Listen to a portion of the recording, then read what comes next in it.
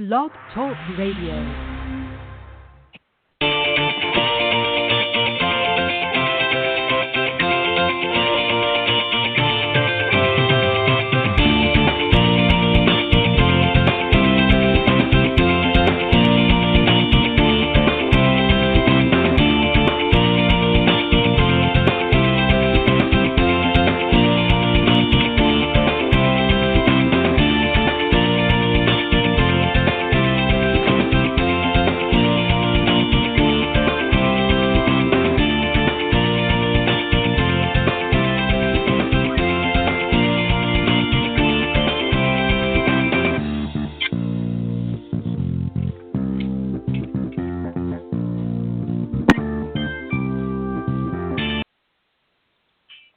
Good evening, everybody, and welcome to Golf Talk Live. I'm your host, Ted Odorico, and we've got a great show for you tonight. As always, going to be starting off with the Coach's Corner panel. I've got three great professionals here with me, Pete Buchanan, Katherine Roberts, and, of course, my good friend Clint Wright. And then a little bit later on in the show, I'm going to be joined by a gentleman who actually has an interesting story. His name is Dennis Jordan, and he's referred to as the golf dude in the basement. Some of you may be familiar with him.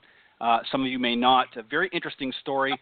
Which, of course, I'll share with you on the second half when he joins us. But thanks, everybody, for joining me tonight, and I'll introduce the panel here in just a moment. But let me remind everybody, of course, Thursday evenings from 6 to 8 Central or 7 to 9 Eastern, or for those of you out in the West Coast, 4 to 6 Pacific, we're here on the blogtalkradio.com network. Obviously, if you go to blogtalkradio.com and up in the search key, type in Golf Talk Live or just extend it by a / Golf Talk Live. That will take you to the link for the page. And, of course, tonight's show is front and center. For some reason, if you can't join us live during the broadcast, you can just scroll down to the on-demand section, and any time after the broadcast air, you can go down there and find the recorded version and listen to them in its entirety. So be sure to tune in, whether live or afterwards. That's up to you. But appreciate you for those that are tuning in live tonight. Got a great show for you tonight. Also, if you want to speak to any of the guests, you're welcome to do so during our live broadcast on Thursdays. The number to call in, of course, is area code 646-716-4667. Or you can certainly email questions to me or comments to the show at ted.golftalklive@gmail.com. Also, two other media platforms that you can tune into. Go to itunes.com or stitcher.com, and just under the podcast section, just type in, again, Golf Talk Live, and you can listen onto either of those platforms if you choose to do that. Also, on social media, update on everything, facebook.com, LinkedIn, and, of course, Twitter. My Twitter handle is Ted and Buck CEO. CEO, of course, is in capital letters. As I mentioned, I've got three great professionals starting things off tonight on the Coach's Corner panel. Let me just tell you a little bit about each of them, and then I'll bring them on the show. First up, of course, is Pete Buchanan. He's been on the show many, many times. He's the founder and director of instruction and owner of Plain Simple Golf, LLC, which, of course, houses the Plain Simple Golf Circuit and Simple Swing Repeater Training Brace. He's been teaching for 30-plus years. He's been simplifying his golf swing philosophy in an effort to make it simple, of course, for you folks out there and have a more enjoyable game. Of course, second up on the panel is Katherine Roberts. She's also been on the panel and as a guest as well many times on the show. She's the founder and president for Yoga for Golfers, founder and president Roberts Yoga for Baseball, and Roberts Kinetic Yoga for Sports. As a certified yoga instructor, she's got 20-plus years, TPI, FMS, and NG360-certified Educated in PRI Nike Swoosh Elite Athlete, and advisory staff member for the Gray Institute Fellow Applied Functional Science and Chain Reaction Biomechanics. Last but not least, rounding out the panel, of course, as I said, is my good friend, Mr. Clint Wright. He's a 30-year member of the PGA. He's also a partner at TGM Golf and a big proponent of the R3 approach, and one of the best, in my opinion, covering the short game today. And he's also one of my favorite guests and panelists here in the Coach's Corner. So without further ado, let me bring on the panel tonight, Pete, Katherine, and Clint. Welcome, guys, to Coach's Corner. I'm glad to be here, Ted. Thank you. I appreciate it. Got it all out in record time, too. And hopefully I didn't make any mistakes. Yeah. Well, you know, it's been doing it long enough, I guess you learn a few tricks of the trade. All right, guys, as I mentioned to you off air, and for those just tuning in to the broadcast, what we're going to do tonight, I've sort of put in a category, if you will, for each of you tonight that we're going to cover. Katherine, of course, is one of our resident golf fitness instructors out there, and obviously yoga as well, and just has a plethora of knowledge in that area. Clint, as I mentioned in the opening credits, is, in my opinion, one of the best in the short game. And Pete, well, he's all the way around, but he's just a master at everything that he does. So lots of good things we're going to talk about. So I'm going to start off with you first, Pete. Everybody finds themselves, and if you've got an example that you want to use, whether it be somebody on the PGA or LPGA tour, or if you want to use one of your own students, that's fine. But every once in a while, as a golf professional or as even an amateur golfer, we get into kind of a slump. We've had a few good rounds early in the season, and then all of a sudden we just can't seem to get anything together. What do you try to do? Let's start with your students, and then maybe some examples that you've seen in the professional league that maybe you might want to critique or make some comments on. But what do we do to break out of that slump? Ironically, for both sets of players, it's very similar. My students, what I always do is go back to basics. When they're in a slump, and we go back to, looking at their overall ball flight contact and making sure we've got the basics down, understanding what they're trying to do, get the contact where they need it, and then also talk about on the golf course, what types of shots are giving them trouble. Where are they finding, where they're going wrong? And I have a little scorecard that I'll give them at times, and it helps them track their game from every shot that they hit, so we can get a good indication of where they're struggling and where that slump is coming from. But I think going right back to the basics is, really where it's at. I have a tournament player, is a little bit lower tournament player, as I say, not quite the European or PGA Tour, but, very much the same thing. And it's going back to, what are we trying to accomplish? What are the goals we're trying to set as far as the impact goes? Each tournament that you're playing in, each round that we're trying to play, let's get back, and me, I'm always about simple. Let's get back to the simple basics of what you're trying to do and start from there, and then that helps to bring them, right back out of that slump and go back. And I know a lot of times when they're playing, it can be something simple as, they're reacting to the shots they see and the alignment gets off or the setup gets a little bit off, and so they can't do the things they're trying to do. And sometimes it's very simple. We just set them back up where they should be, back to the basics, and shoot, the impact turns around right away. So I'm always one to go back to the basic stuff we're trying to do and get them set, get them to understand what they're trying to do, and then move forward from there. Yeah, and great advice. And, if you listen to somebody, I just want to make a quick comment, and then I'm going to move on because we've got a lot to try and cover here tonight. If you listen to Nicklaus over the years, of course, one of the best, in my opinion, in the game thus far, obviously Tiger Woods as well. But one of the comments that Nicklaus always talked about is at the beginning of the year, as great of a player as he was, he always went back to the basics. He worked on his fundamentals at the beginning of each season, certainly worked on throughout the season, but particularly at the beginning of the season.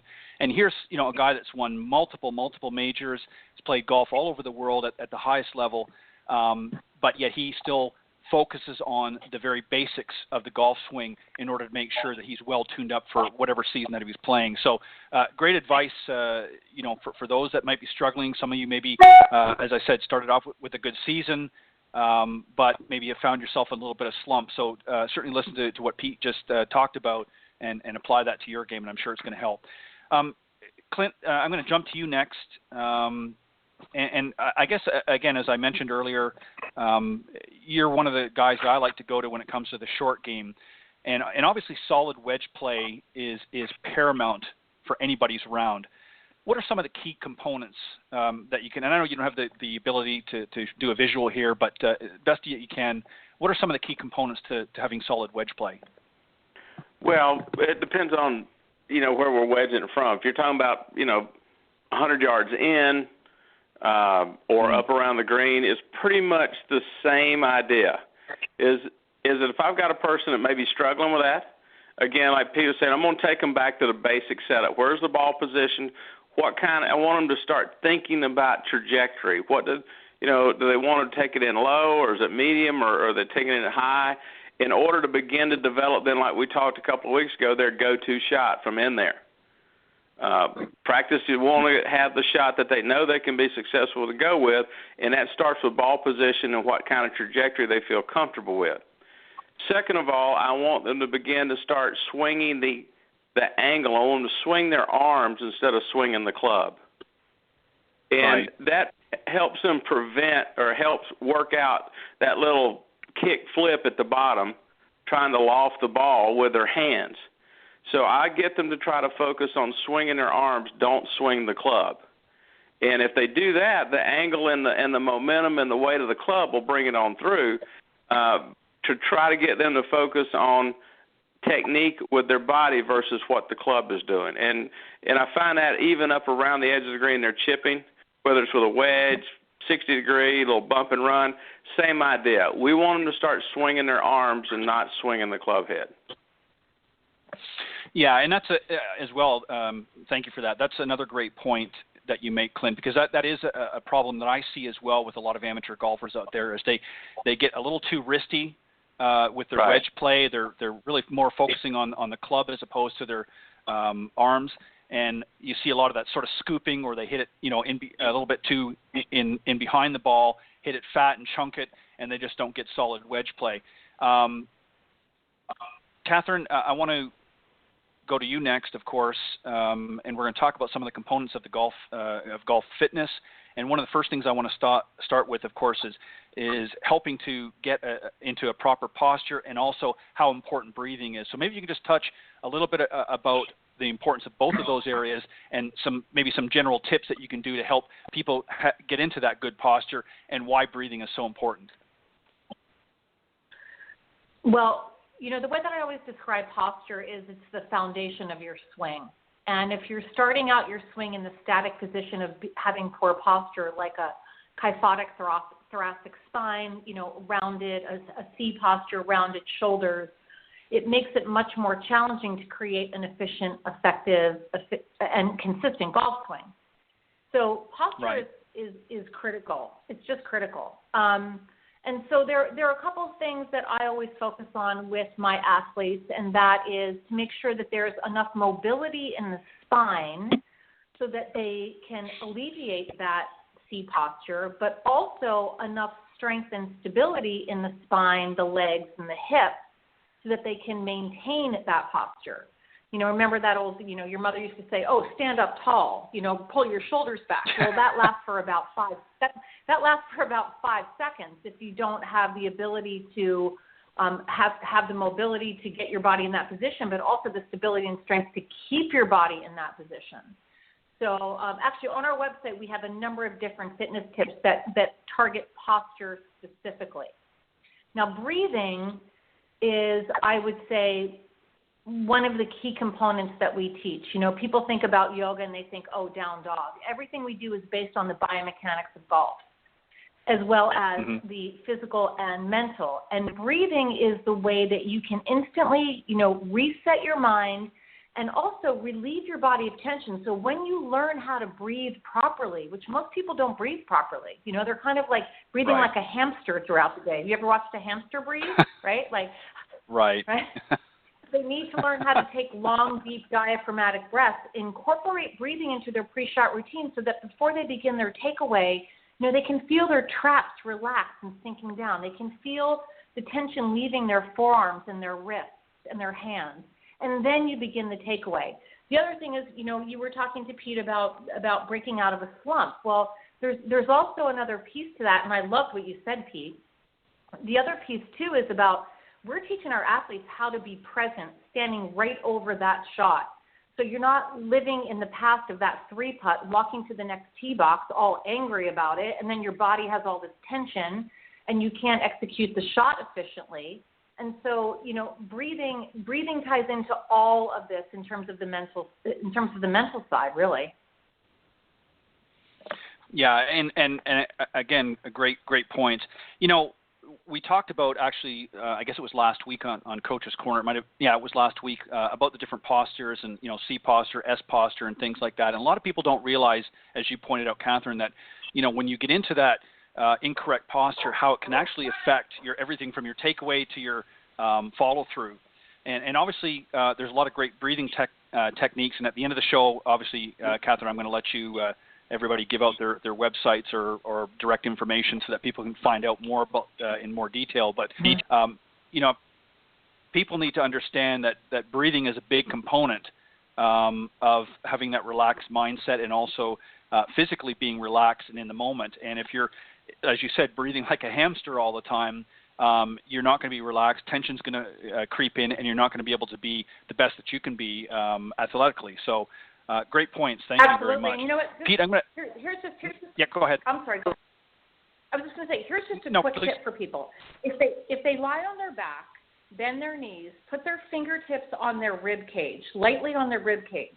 If you can breathe deeply enough that there's actual movement underneath your fingertips, so that your rib cage is expanding, the diaphragm is expanding and contracting with each breath, then right there you're already doing something to create some type of breathing awareness. And if you inhale for a count of 4 and exhale for 4 and then increase it to an inhale of 6 and exhale for 6, then at least you're starting to develop some awareness of your breath. And once you have awareness, then you can start to change.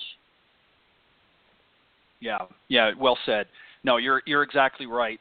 And, this is something that I know you've talked about in the show. Others that have been on as well from the fitness area have talked about as well how important breathing is. And we're going to, as I said, I'm going to give you an opportunity at the end of the show, Katherine, to let the folks know where they can get more information about that from your websites and that.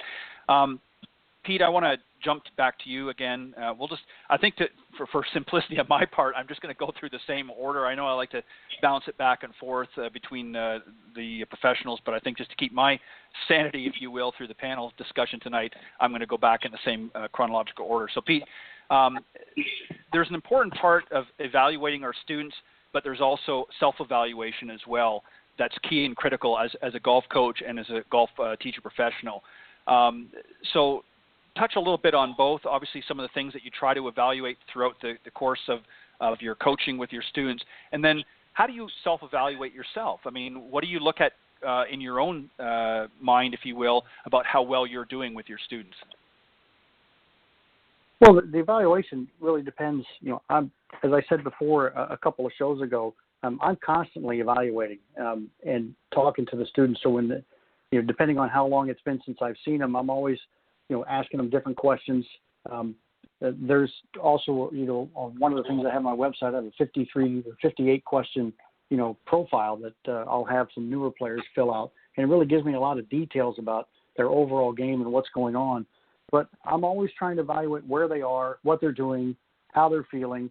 One of the first things I always like to do when somebody comes for a lesson is I like to talk about them first, because I want to kind of see how their day's been and, so we get an idea of what kind of mood they're in. Sometimes they've had a rough day. It could be a little bit of a rough start. So I always like to try to evaluate where they are, what they're doing, what the last time they played, how's it going, what's the ball flight like, what are the things that are giving you troubles.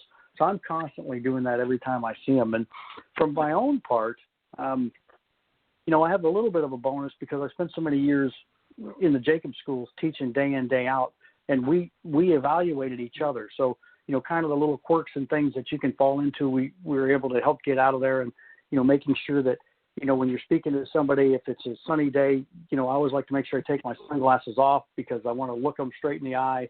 I always want to make sure that, everything's, set up clean, everything's in the right way. You're saying the right words. You're not stumping over your words or skipping around, saying different things. And so from, an evaluation point of just the presentation that I'm giving, but also from, how well are they hitting it? For me, I always have a 5-ball rule. If I haven't gotten in 5 balls, I missed it. So I've got to go back and reevaluate and say, what did I miss that they're not, changing right away? Because I should be able to get them to do it within that many shots if we've gotten to the root cause and get the ball flight to change right away for what's giving them fit. So to me, it's constant. I'm always evaluating. So I like to make sure that I'm always in tune with what they're doing. I have, content spaces where I'm always sending them notes. That's the beauty of, having a smartphone in all the players' hands today. You can constantly be in contact with them and find out what's going on and what they're doing. So I try to do it as often as I can just to make sure we're always up to date with what they're doing. Yeah, and again, great point. And I think it is, I like the fact that, during your evaluations, and especially with new students, as you're bringing them on board, you want to gather as much information up front about that particular student so that you're informed and you can kind of get a game plan, if you will, as to how you want to approach it. Because obviously, as we know, everybody's different, everybody's mindset's different, the way they receive information and the way they express themselves is different. And so having that information and finding out how they learn is valuable, and then giving them that feedback throughout the process is extremely important. Thank you, Pete, by the way, for that. Clint, I'm going to jump to you next. You kind of fast forward a little bit and talked a little bit about chipping, so I'm going to roll two into one here. I want you to just give a little bit of some chipping techniques that deliver. In other words, how can we be a little bit better chippers, and what some of the techniques. And then I want you also to talk about where a player, or how a player decides where to lay up. Obviously, we're not always going to be able to go for the green. A lot of golfers don't know where to lay up. They don't understand the formula. They don't understand the process. Talk a little bit about that as well, okay? Sure. Well, in the chipping aspect, it always amuses me that in today's world we got all kind of range finders and watches that tell you how far away you are, but the closer we get to the green, the more detailed the game becomes, and the less information we obtain. So when people are beginning to have trouble chipping, the first thing I begin to get them to do is to determine how far away from the hole they are. We stand out there from 150 yards and try to figure it out, and we're up there around the green, we don't have a clue. So what I try to get the players to begin to understand, if they're 40 feet, 50 feet away from the hole, and they've got X amount of feet between the green, then that might help them determine what kind of trajectory pattern they want, to start playing the best odds shot they have. Obviously we all would encourage them, if they're within a foot or two of the edge of the green, they most likely can use their putter. I get into the thing, why do you use a putter on the putting green? Because it produces the shots you're looking for. It rolls all the way. So if you can roll it all the way, you use your putter. But they have to have some idea of where that shot works best. That putting stroke in American golf anyway is not going to work very good 8-10 feet off the green. No. But you need to know that you're 8 to 10 feet off. You need to start determining what shots you do best from certain circumstances. And that takes a little practice, a little bit of discovery, and then begin, once you discover that, hey, if I'm within 4 or 5 yards of the green, I can hit my little bump and run 8-iron and get better results than I can hitting a 60 degree. So then you gain some skill level with that shot. You back up, you start working, okay, where's my best chance with a 54 or a 55, or where do I need to use my 60 to give me the best chance based on how far away I am from the hole and how much distance I have between me and the green, and also what's between me and that. If there's a bunker in between, the bump and run's not going to work very good. But if you've got some obstacles, you got to go there. And, we look at that all the way through. Up until you got maybe a waist-high shot. That's when we would move into this layup idea you're talking about. So does that make sense to you, that I would encourage people to know how far away they are, even if they're on the green with their putter? I think some of the best lag putters always know how many feet they have to go to the hole. They're not guessing. Yeah, I would agree. Yeah, I would agree with that. And I think, Clint, chipping particularly, you'll see somebody that'll, be maybe in the first, in the fringe or something around the green, and they'll get their whatever club is their favorite club, and they'll start chipping shots, but they don't step back a little bit. They don't try from different lies or different circumstances, and they get up there, and suddenly, like you said, if there's a bunker in front, that technique might not work. So they need to experiment, and chipping is an area that I think can create some incredible. If you look at some of the best players in the world, and you watch them around the green, how many of them will, in many, many cases, have increased chances of holding out off the green just because they've worked diligently on that area of the green, or on the area of the game, where a lot of amateurs don't. If they're within, we don't want to get into talking about the third shot here again, do we? No. No, we got to give some airtime to Katherine here. Yeah, it's a Katherine. shot, folks. But you have to have, and the point you're making is you need to have a choice of shots to play that you've worked on. Have some choices that you've worked on. Now, let's very quickly, where Katherine could get in here, tell you about laying up. You have to determine your go-to wedge shot, what you're good at. Where are you the best from? Is it 50 yards, 60 yards, 30 yards? Where is your bread and butter, I can get this shot up around the hole swing? That, again, takes a little bit of time and effort and discovery to see where you're the most comfortable with the shot into there when you're laying up. Once you've discovered that, you do everything you can do to lay up to that number. That's what you do. You got. You have to have that dead yardage that you've worked on, or you're just laying up in the dark. Yeah, I think that was a brick of gold there, Clint, that you just instilled on everybody. Katherine, I want you to jump in here as well. I've got next one for you. I need some help with my chipping. That's where I want to jump in. Well, we're in South Carolina. We had the eclipse overhead. You can just come visit anytime you want to. Okay, honey. All right, so Katherine, let's talk. I'm going to throw two together for you as well, just because for time and that. First one is going to talk a little bit about cardiovascular endurance, obviously the importance there, and then actually I'm going to throw three in there. So you take a deep breath. You're going to have quite a bit to talk about here. First one is going to be cardiovascular endurance.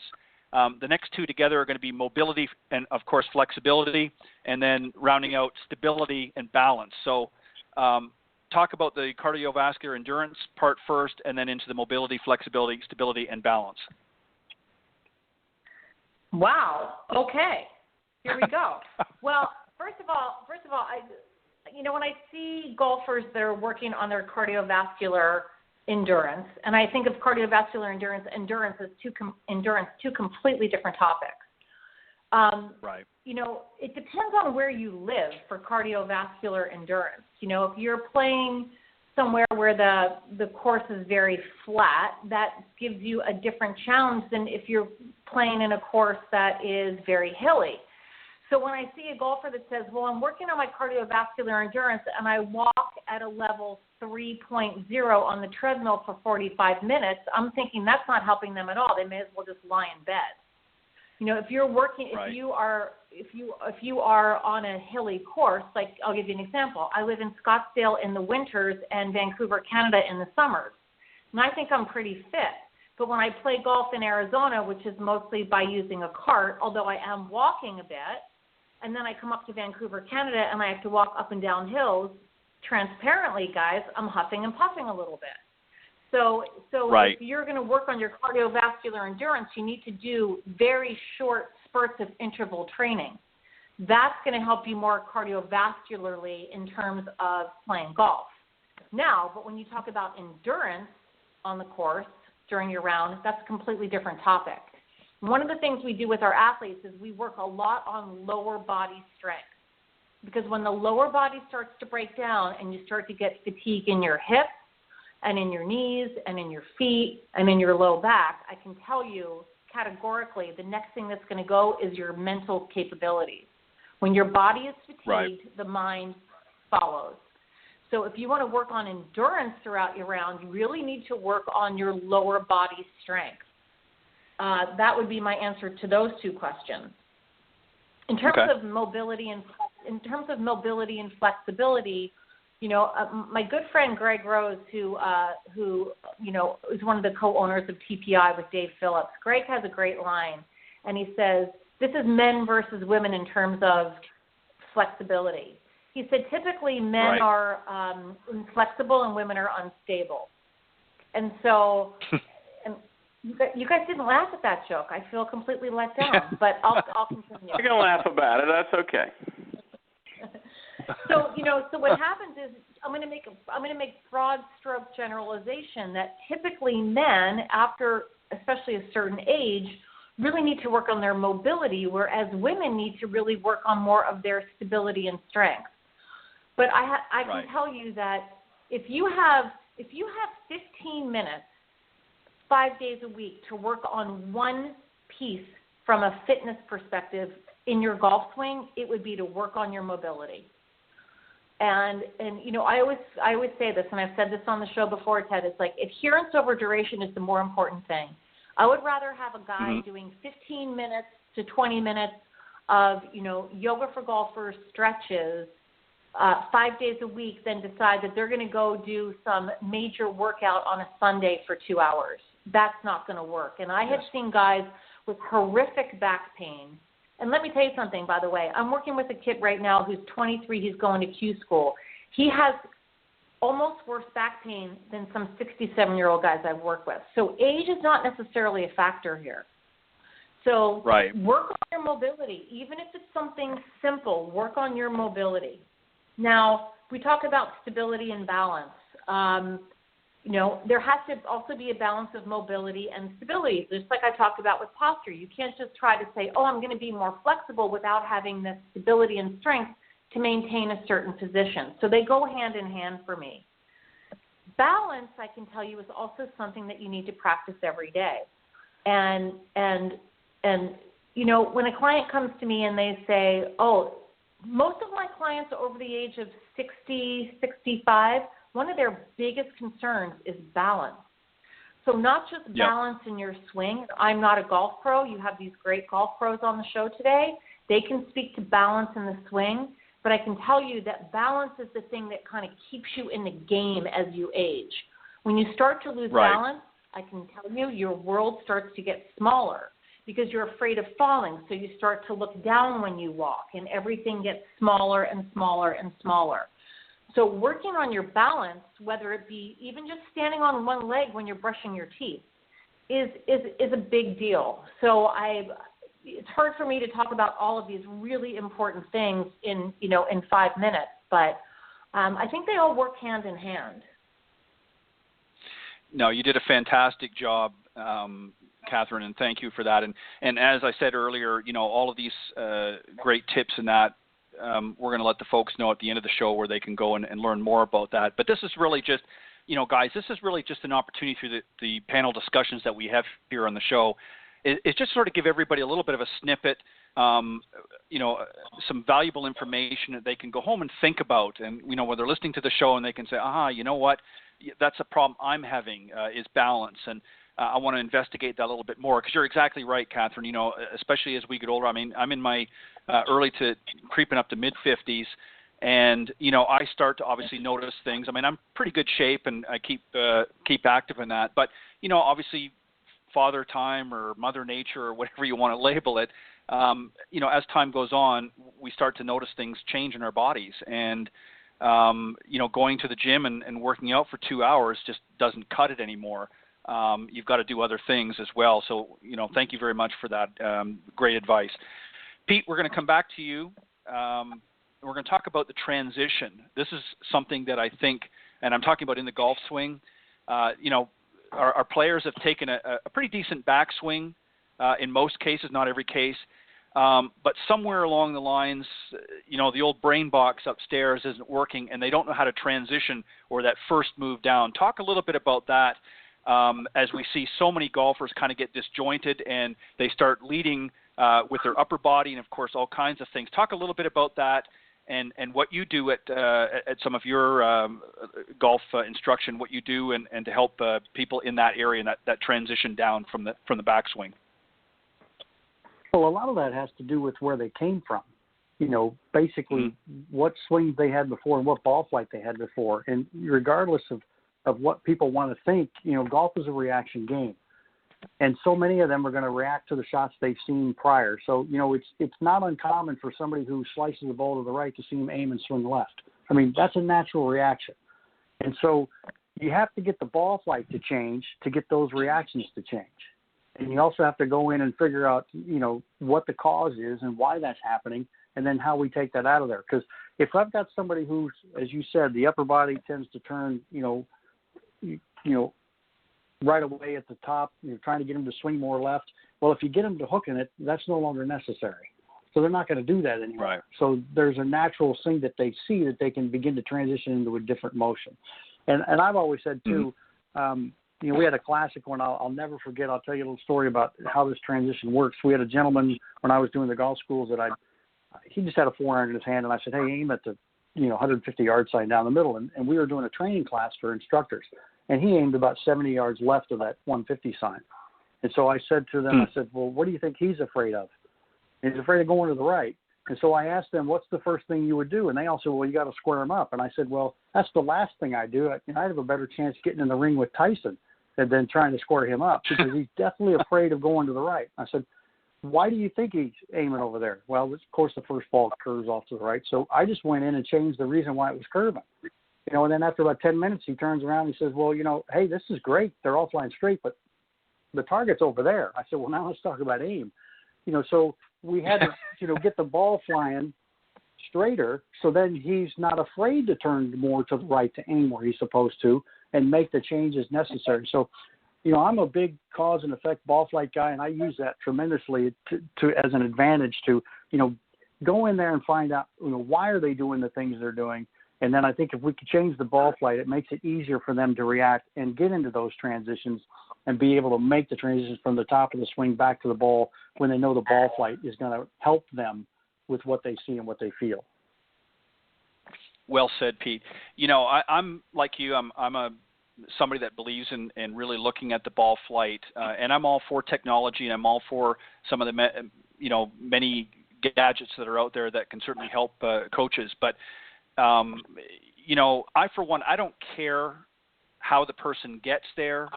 If they're hopping on one foot and doing a loop at the top, as long as that ball flight's going where they want it to go, I don't care what their swing looks like.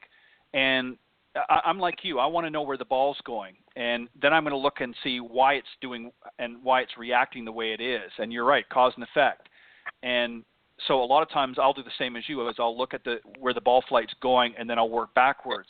And, sometimes you don't have to change a lot. It might be one very simple thing. It could be the club face. It could be the grip. It could be, a number of things. But I agree with what you just said. I think that it's very, very important that we look at what's reactionary with the ball, what's happening with the golf ball once it's been hit, and then sort of take a look and diagnose from there. Great point, Pete. Thank you. You bet. Clint, and I don't want a simple answer for this, and I'm hoping you're going to give me, I don't necessarily want you to be long in the tooth, but give me something more than this. But, we all get the yips every once in a while on the putting green.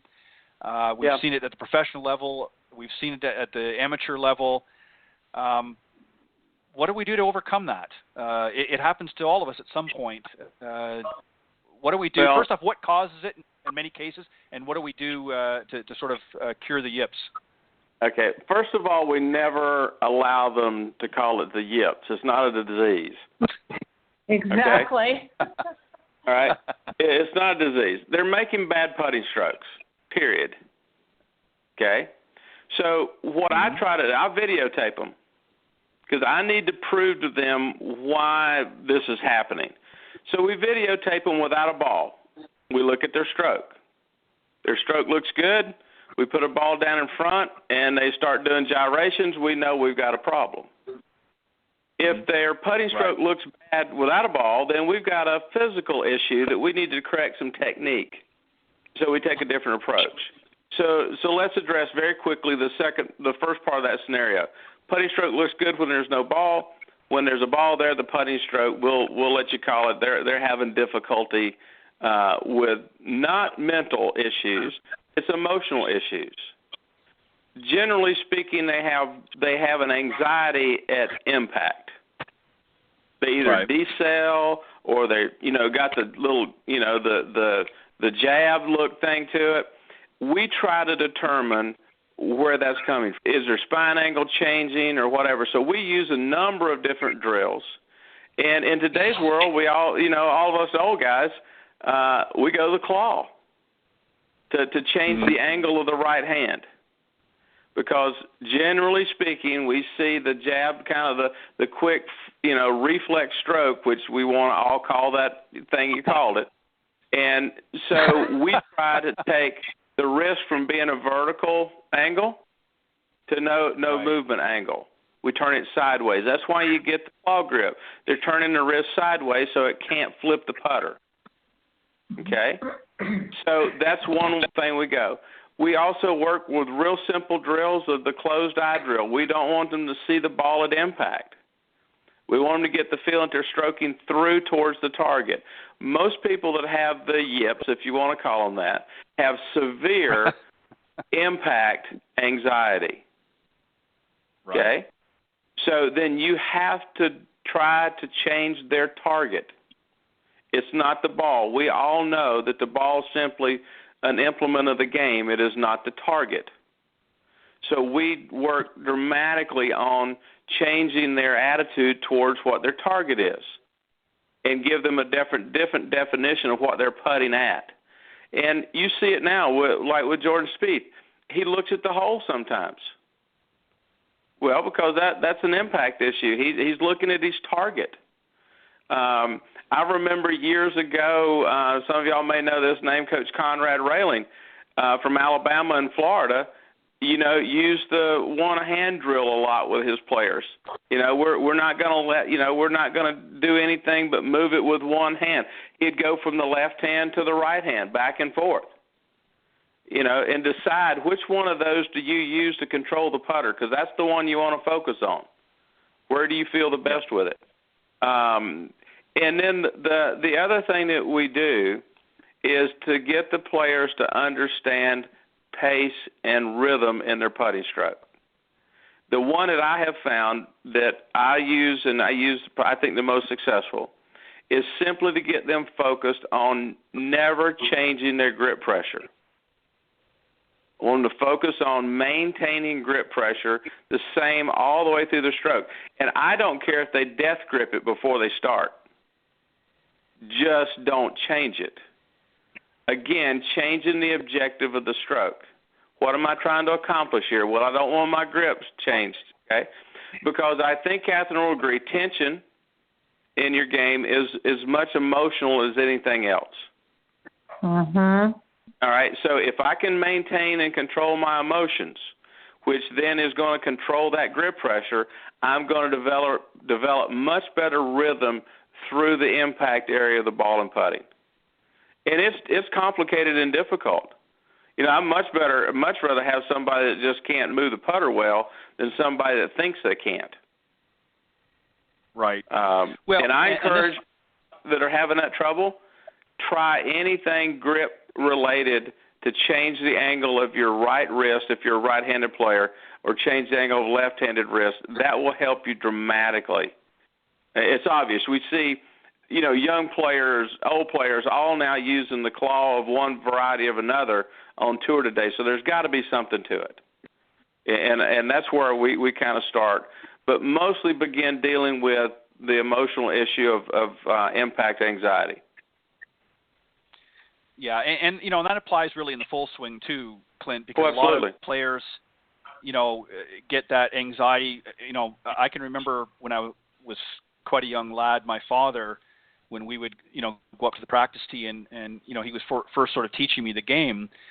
And, he said, okay, we'll take a few practice swings. And he said, that looks great. But then as soon as he'd put the ball down, all kinds of funky things would be happening.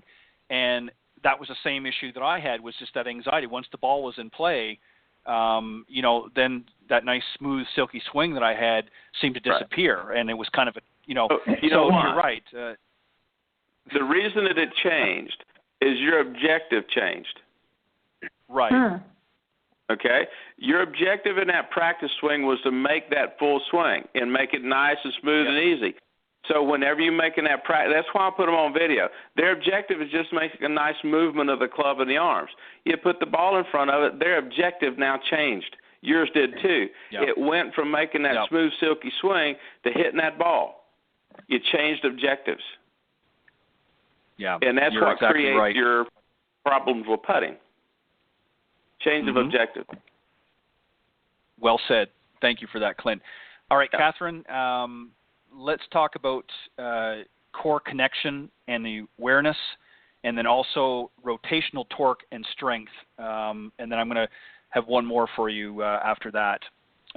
Let's talk about the core. Obviously, good core muscles, stability and awareness of your core is critical not only for posture but also for endurance as well. So talk a little bit about that, connecting the core, if you will, and how important that is, and then developing some good rotational torque and strengthening that area as well. Well, you bring up a really interesting point about the core. I had a gentleman that came to me. He was actually an orthopedic surgeon from Denver, and he was moments away from having back surgery. And he said, so I said, okay, so what's happening with you? And he said, well, I'm going to a physical therapist and I'm working on my core. And I said, well, what does that mean to you? And he said, I don't really know. I'm working on my core.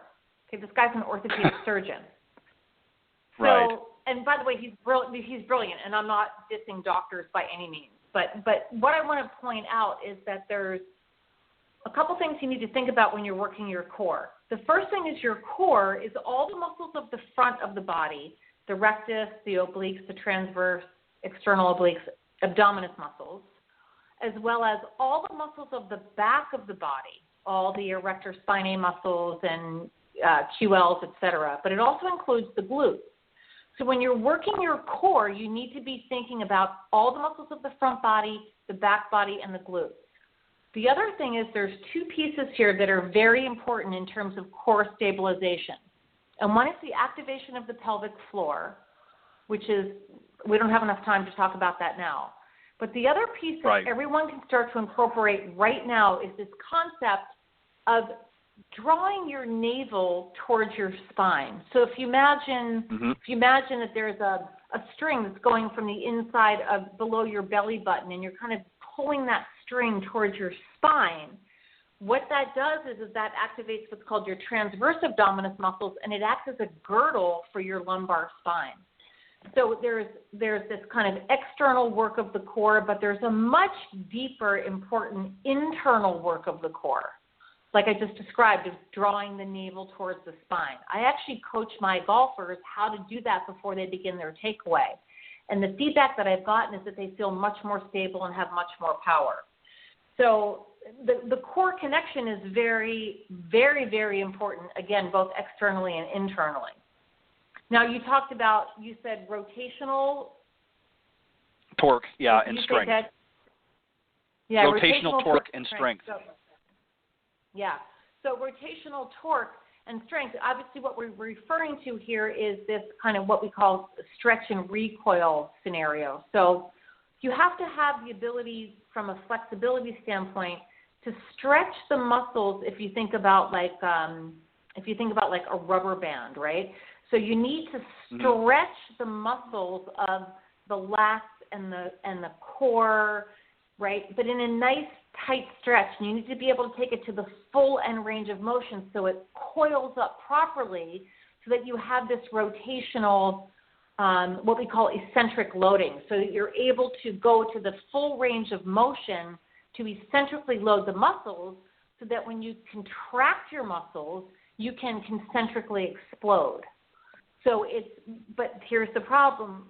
One of the challenges when you think about someone that might have poor posture, rounded posture, a lack of mobility, they're restricted in terms of being able to turn and eccentrically load the muscles so that they can explode and concentrically uncoil the muscles and the spine and the joints, etc. So they need to go hand in hand. I feel like a little bit of a broken record, right? You need to have that mobility and stability so that you can create this kind of rotational torque and load and coiling to be able to explode and generate power.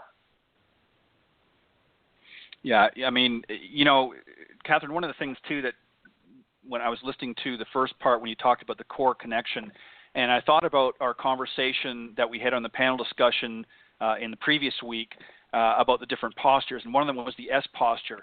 And, one of the coaches, made the comment that, a lot of us, earlier on were told, to sort of stick your butt out when you get into your posture. And for a lot of golfers, that creates that sort of curvature in the spine that actually goes in. So it's almost like a reverse C.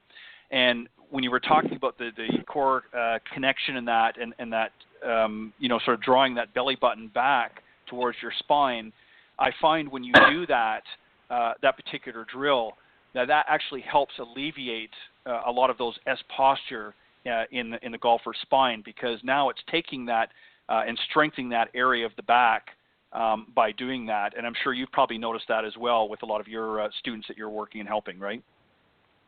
Well, absolutely. And so that concept of drawing the navel towards the spine, and actually it's below your navel and above your pubic bone, towards the spine is something that's very subtle.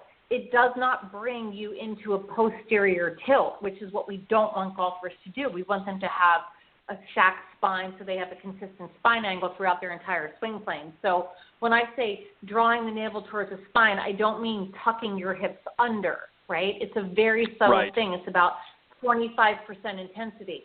That's a very important distinction, because, so very, very quick tip here would be to have somebody lay on their back, knees bent, and just feel the sensation of being able to slide your hand underneath your low back so your back is in an anterior tilt.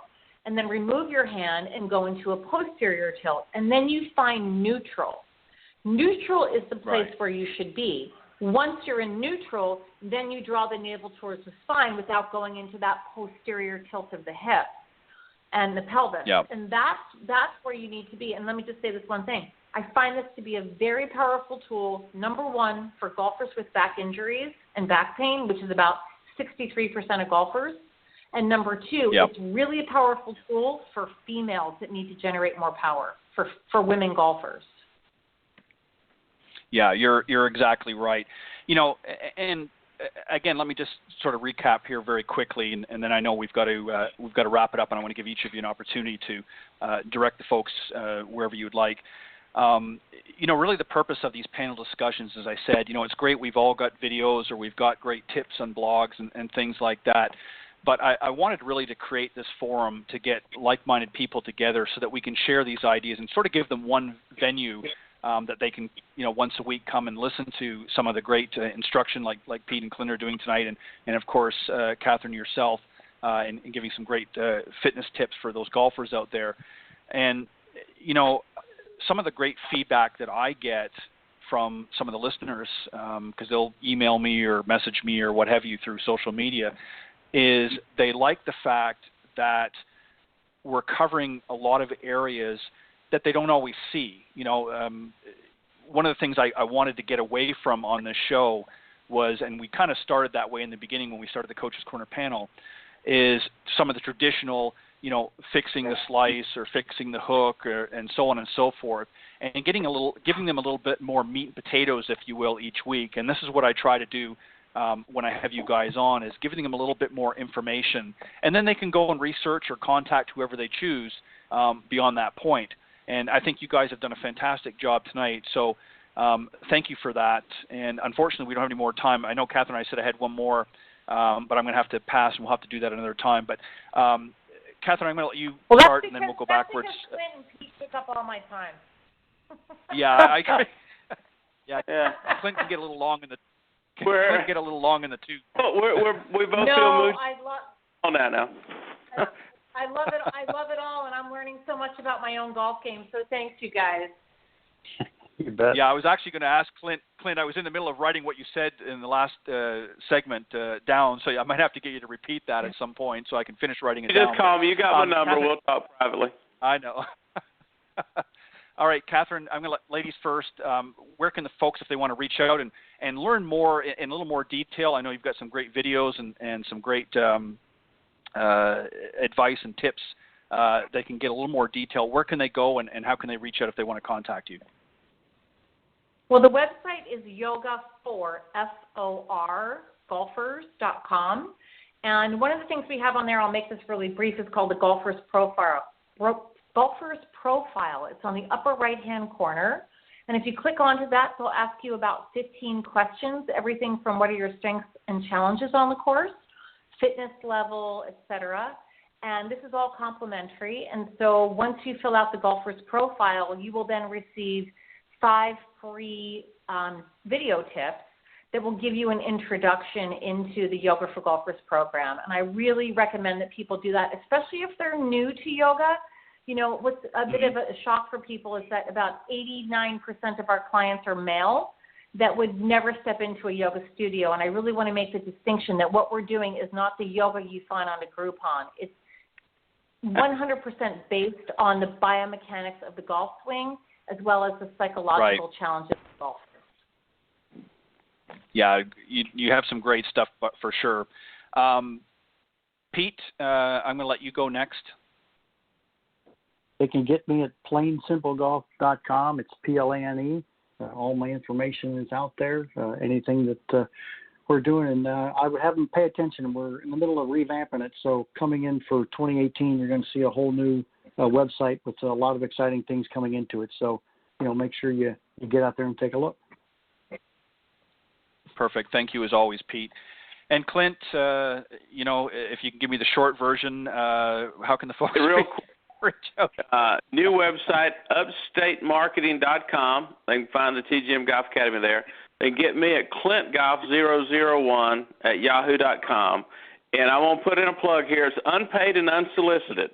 I went to Katherine's site, and anybody that's 50 years and older, if you don't go there and start doing some of these exercises, you got nobody to blame for your back troubles but yourself. It is a wonder. I've been doing some of it, and I can tell you, from a personal standpoint, it has benefited me greatly. So go give it a try. Oh, thank you, hon.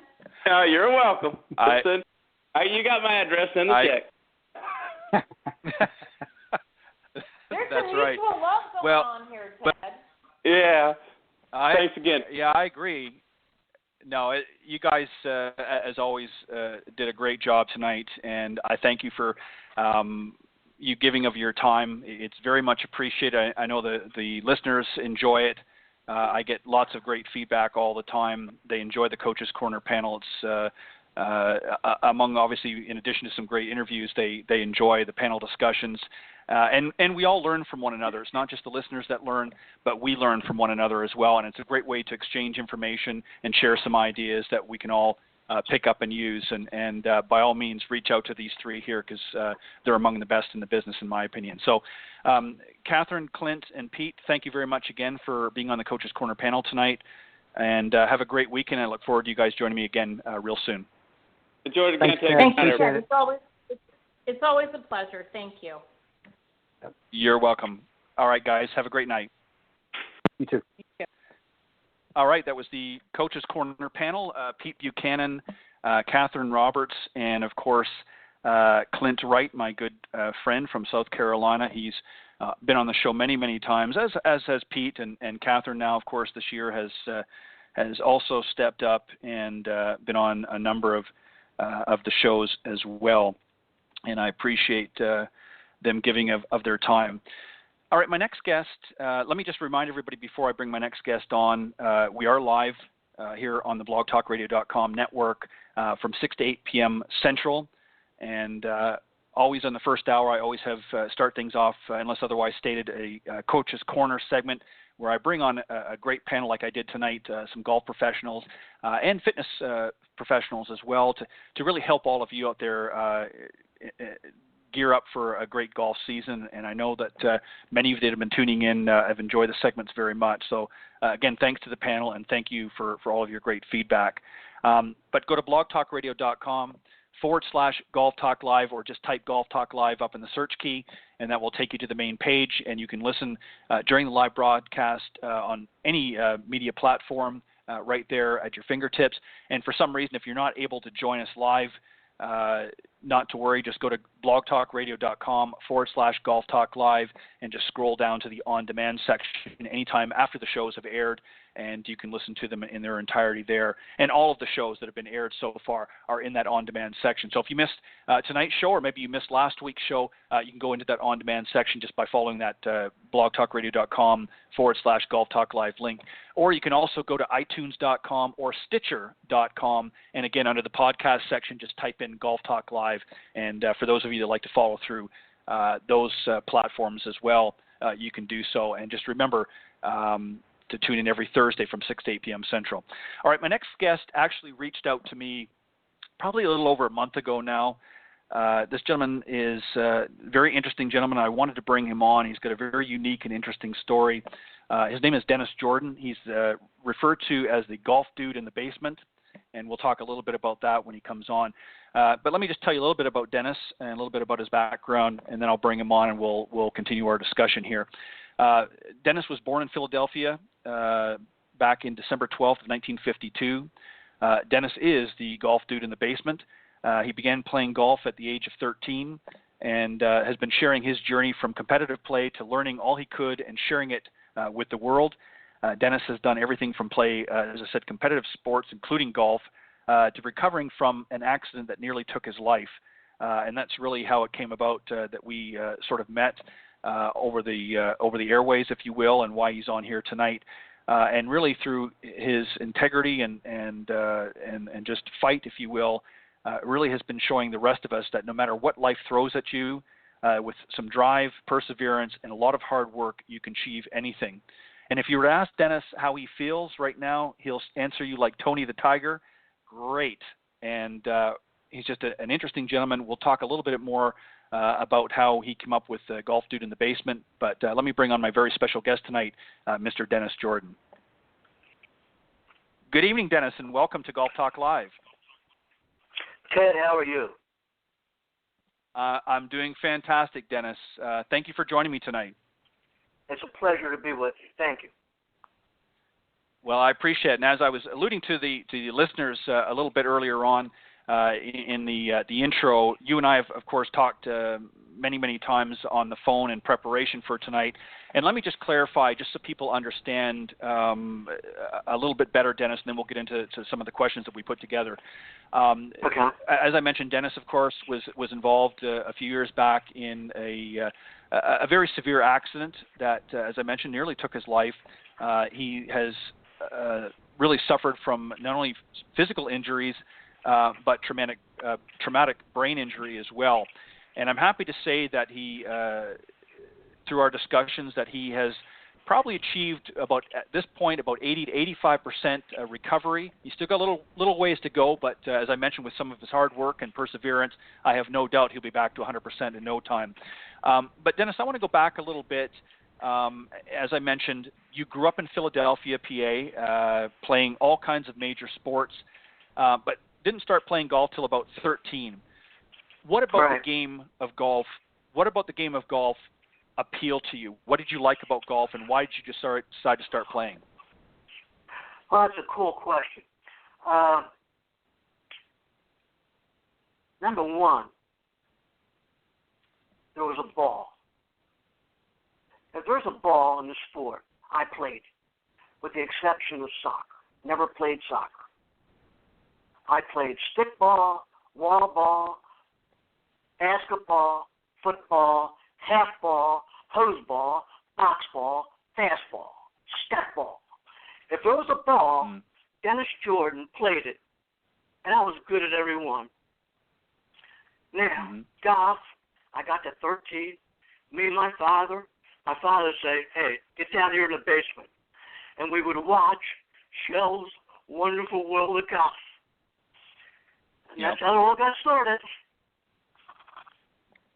Yeah, you had. And I believe that's the first time I saw Ben Hogan.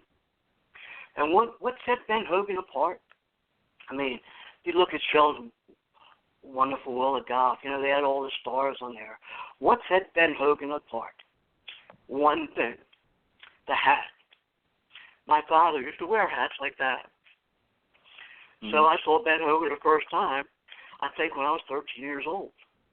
And since I played all those ball sports, and I was very, very good at all of them, I just said to myself, what the heck? I can play that sport. And that's how it all started. Yeah, and you know, through our conversations, Dennis, what really impressed me, I think, the most about a lot of your story is that you rose to the challenge.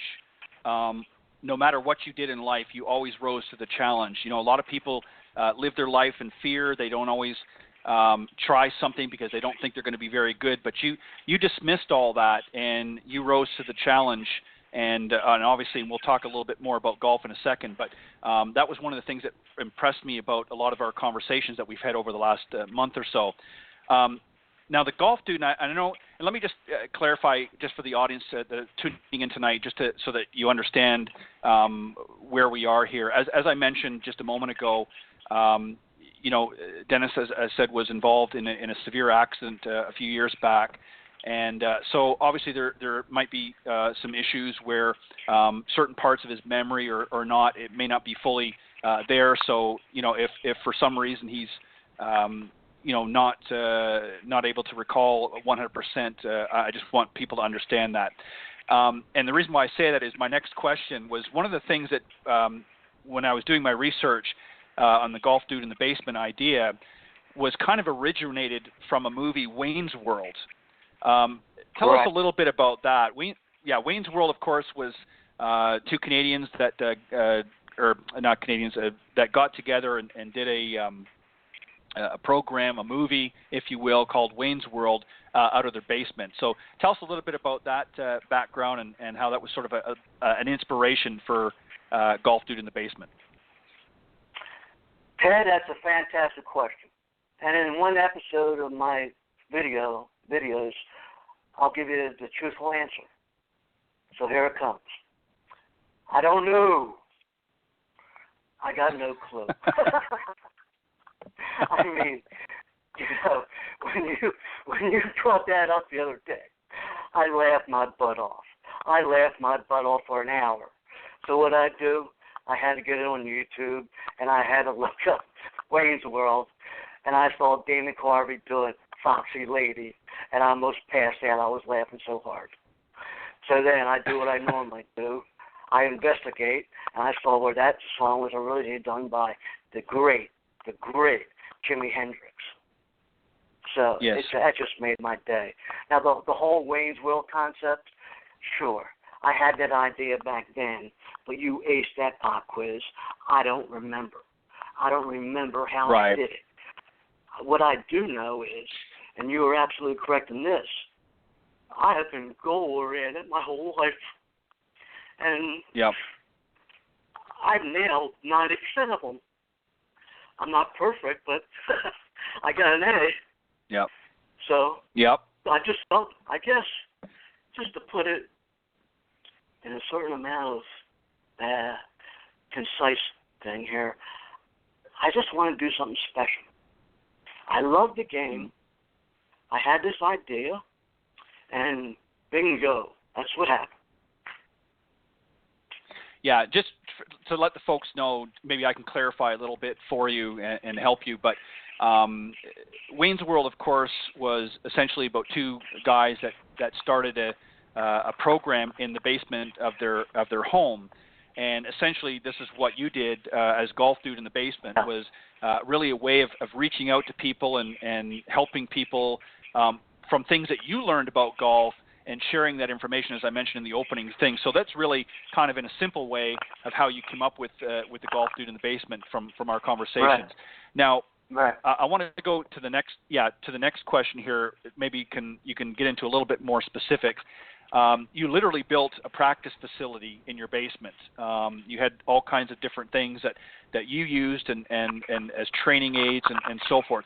Can you share from your best recollection what some of those training aids were that you do have that you can recall that helped you with understand and play golf? There's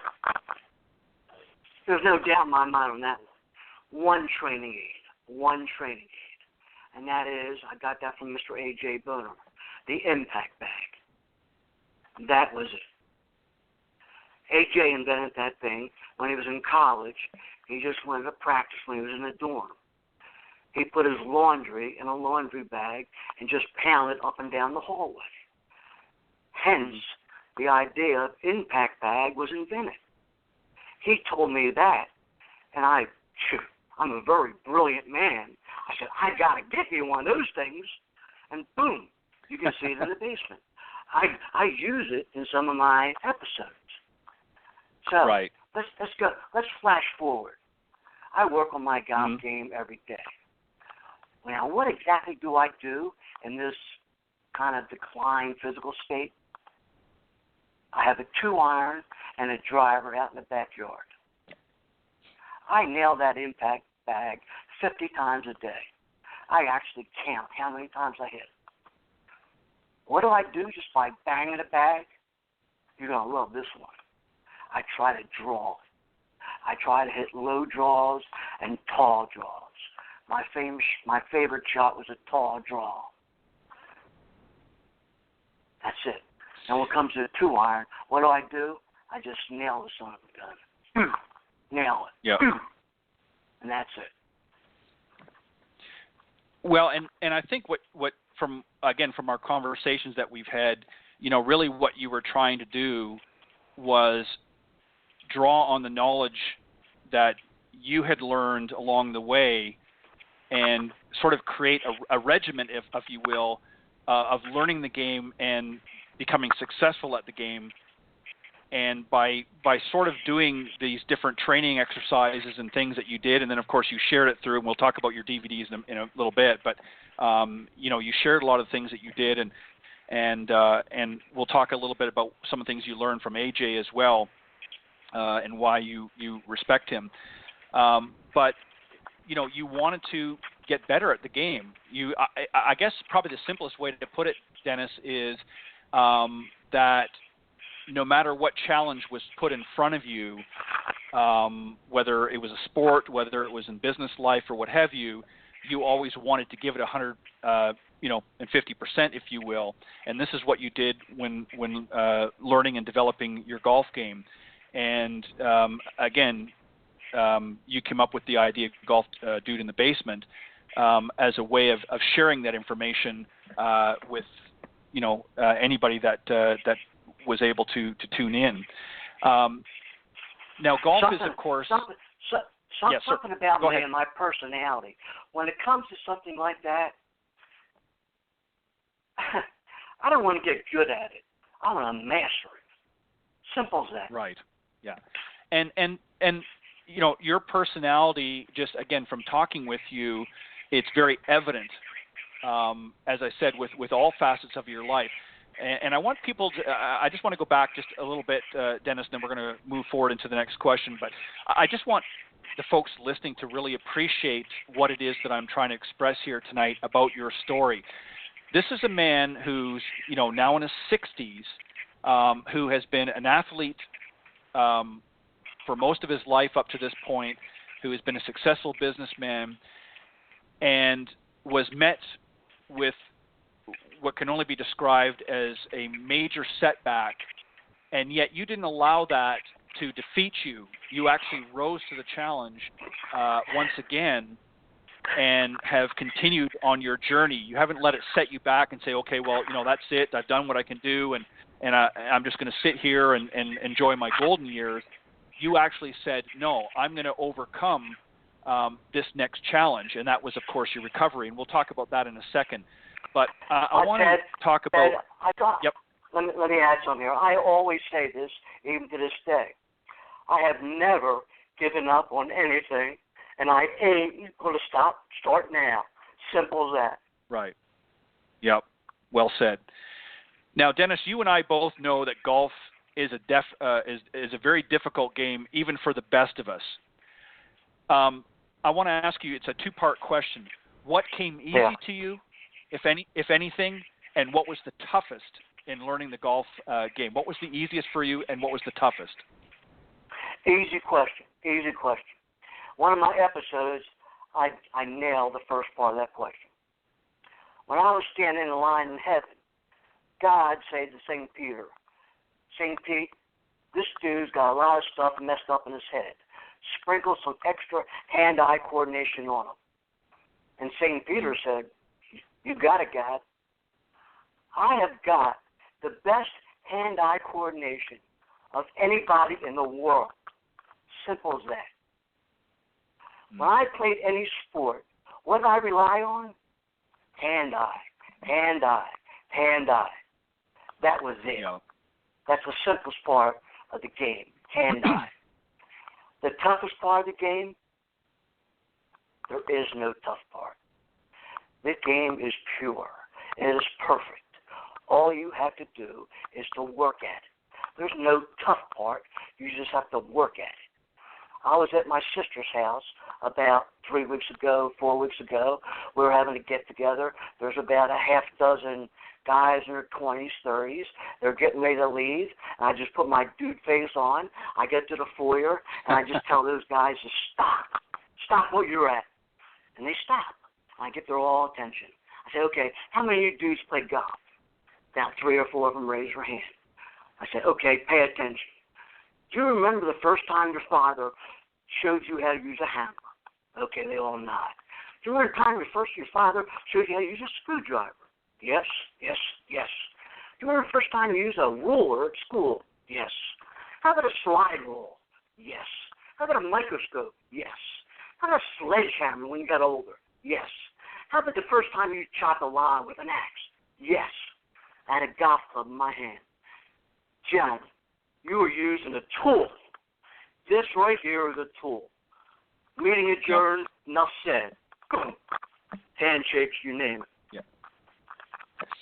Would it be safe to say, Dennis, that most people, especially amateur players, make golf? I mean, golf certainly is a difficult sport. There's no doubt about it. Some it comes easier than others. But would it be safe to say, would this be an accurate statement, that most amateurs make it out tougher than what it really is, in your opinion? That's not an accurate statement. It's a perfect statement. Yes, they make it tougher. And one of the reasons they make it tougher,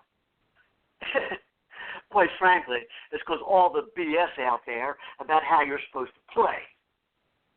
Right. You didn't have to read a book to figure out how to swing a sledgehammer. How'd you do that? You watched somebody. You observed. You asked some questions. And boom, you knew how to do it. Simple as that. Yep. Well said. Now, you mentioned him already, but I want to let you talk a little bit more about him because I know he's somebody that's important to you. You credit golf professional A.J. Boner as helping you the most with the golf game. What did you learn from him? Tell him how he helped. Obviously, he's a golf professional and teaches out in California. What did you learn from him that's helped you with your game?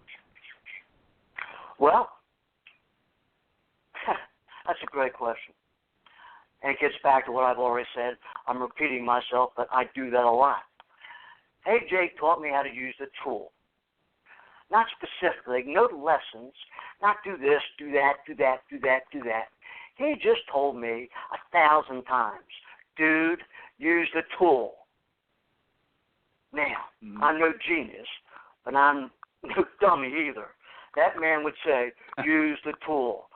Use that tool to make that ball go where you want it and how you want it to get there. Phew, that was it. Yep. Now, to get back to me meeting AJ, one summer, for some unknown reason, I saw something about Zevo Golf. I met up with AJ, and I was hired by Zevo Golf.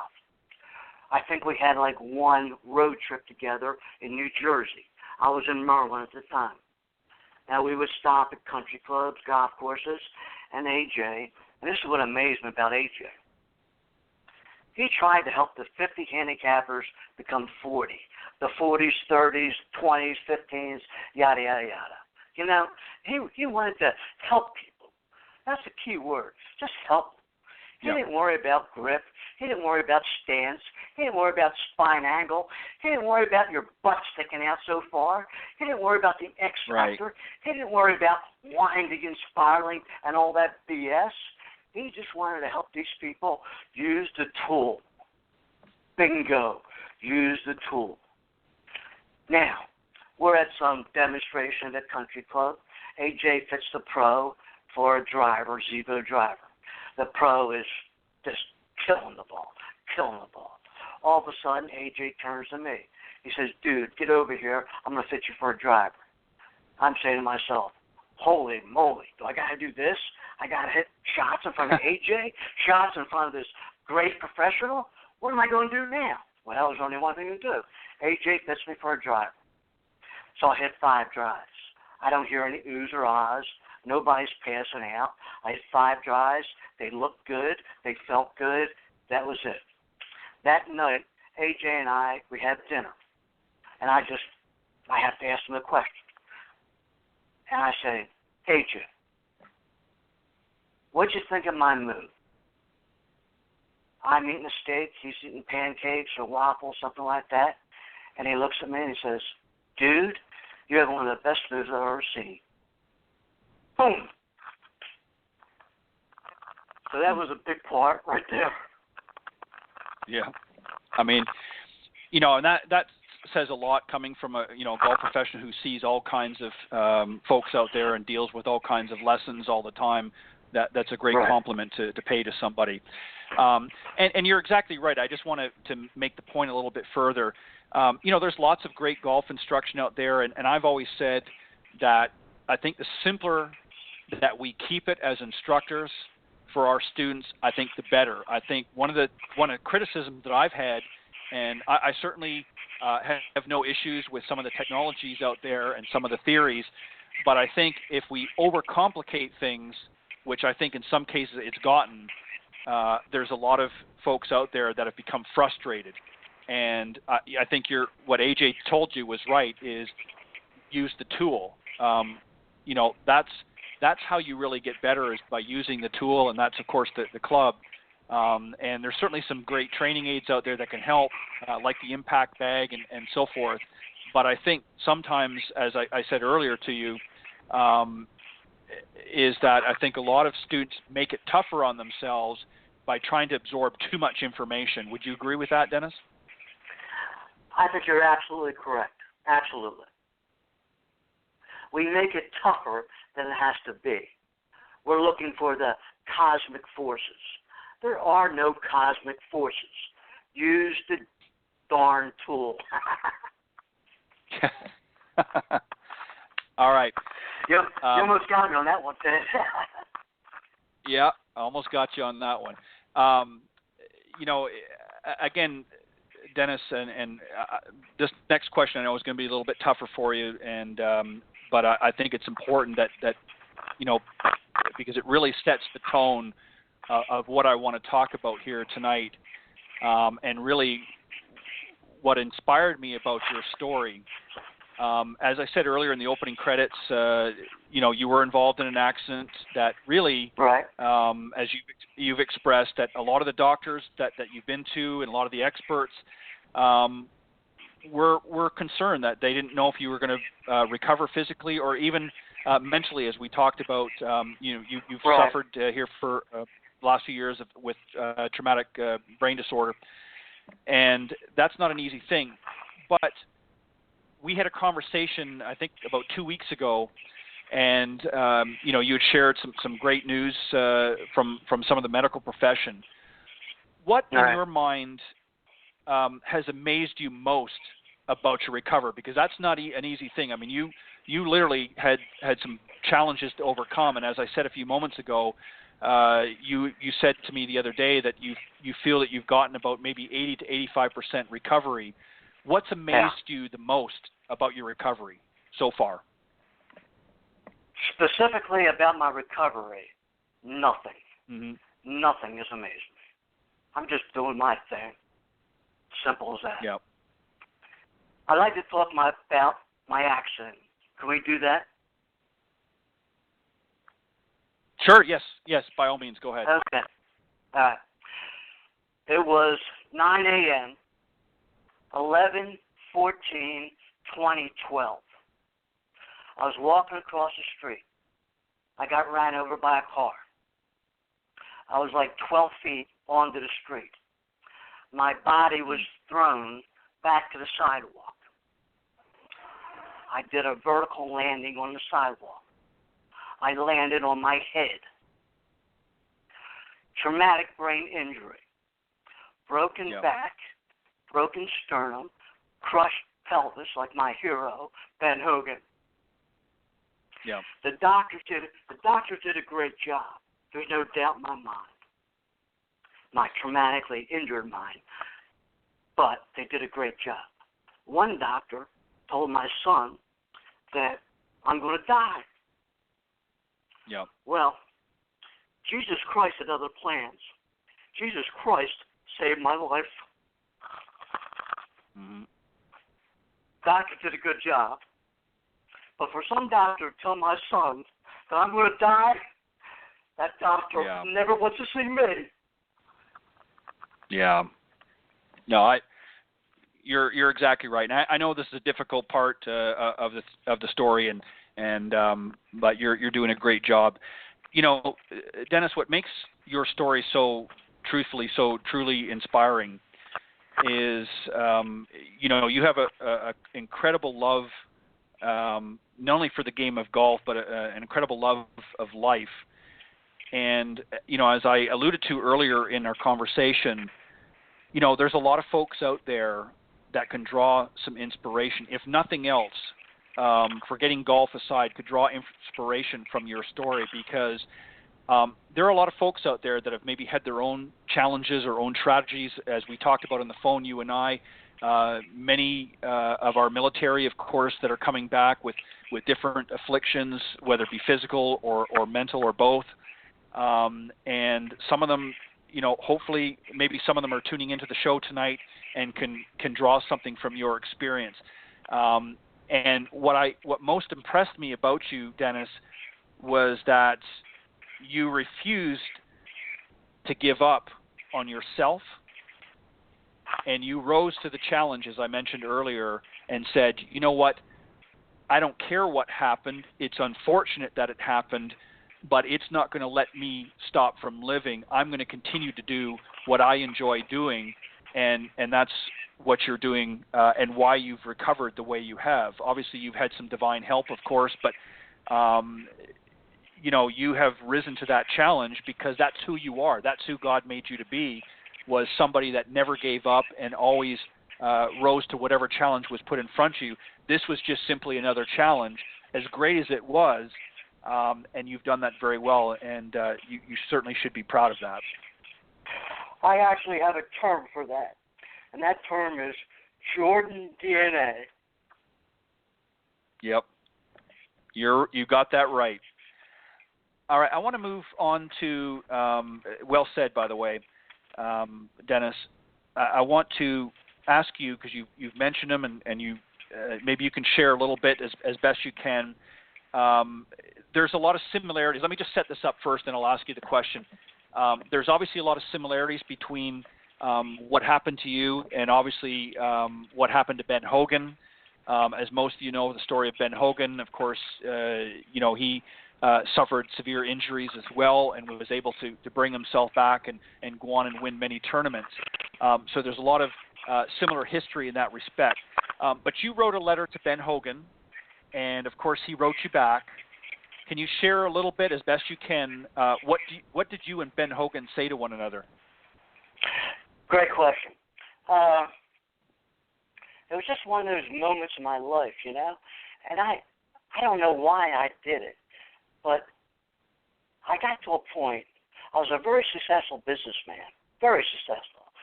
I was, in the business world, I was like Ben Hogan on the golf course. I mean, I dominated. I got to a point where I just asked myself the question. And the question was, dude, what do you want to do with the rest of your life? And there was only one answer. One answer. That was to seek out the Hawk, Ben Hogan. Yep. So I do this in my DVD. I tell it perfectly. I just got the address of Shady Oaks, and I couldn't find his home address. I didn't want to send it to the factory because the factory had people they hired people just to read his mail and to throw it out or whatever. So I was very smart, very, very smart. I sent it to the pro shop at Shady Oaks. I marked it personal and confidential, Ben Hogan. I knew that letter was going to get to Ben Hogan. Now, to address your question, it was 20 handwritten pages. And basically, I just wrote an autobiography somewhat to Mr. Ben Hogan. I told him everything I could, everything that I thought would mean something to him. So, right. Just telling you, it amazes me. I get it I put it in the mail, personal and confidential, knowing that nobody's going to stop that letter from getting to Ben Hogan's hands, especially since I sent it to the pro shop. Pretty clever there. Yep. I wait a week, second week, third week. I'm on my way from busting my butt at work. I get to the mailbox, open up the mailbox, boom! There it is. The letter with the AMF logo in the left-hand corner. Now, what did Mr. Hogan say to me? Yep. He just, Mr. Hogan had a very precise way of writing letters. The letter had about 4 paragraphs in it, and he basically just thanked me for the beautiful letter. He wished me well in my endeavors. He used that word, endeavors. I use it to this day. And he signed it. No, and then he said he was just divesting himself from outside responsibilities. He wished me well, and he signed it. Sincerely, Ben Hogan.